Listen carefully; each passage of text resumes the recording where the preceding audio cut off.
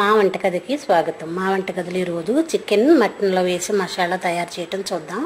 దానికి కావాల్సిన పదార్థాలు: ధనియాలు అరకప్పు, జీలకర్ర పావు కప్పు, లవంగాలు 20 గ్రాములు, దాల్చిన చెక్క 25 గ్రాములు, యాలకులు 10, ఎండుమిర్చి 50 గ్రాములు, ఎండు కొబ్బరి సగం చెక్క.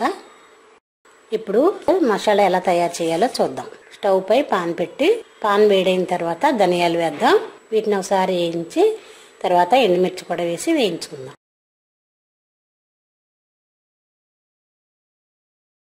రెండు నిమిషాలు వేయించిన తర్వాత దాల్చిన చెక్క, యాలకులు, లవంగాలు, జీలకర్ర వేసి బాగా వేయించుకుందాం. ఇవి చక్కగా దోరగా వేగాలి. మాడిపోనివ్వకూడదు, బాగా కూడా వేయించకూడదు, దోరగా వేయించాలి.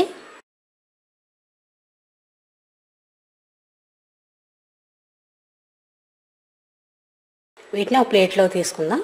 మళ్ళీ ఇదే స్టవ్ పై ఈ పాన్ పెట్టి ఎండు కొబ్బరి ముక్కల్ని వేయించుకుందాం.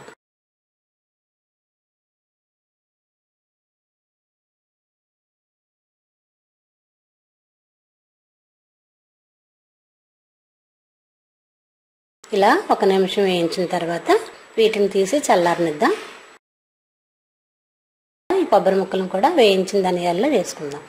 ఇప్పుడు ఈ మిశ్రమాన్ని మిక్సీ జార్లో వేసి మిక్సీ చేసుకుందాం. ఇది మెత్తగా పౌడర్లా వస్తుంది. ఈ మసాలా మటన్లోకి, చికెన్లోకి ఈ మసాలా చాలా రుచిగా ఉంటుంది. Chicken mutton masala ready. దీన్ని గాలి వెళ్ళని ఒక సీసాలో వేసి మూత పెట్టుకుంటే ఎన్ని రోజులైనా నిల్వ ఉంటుంది. చికెన్ మసాలా మా వంటగదిలో రెడీ.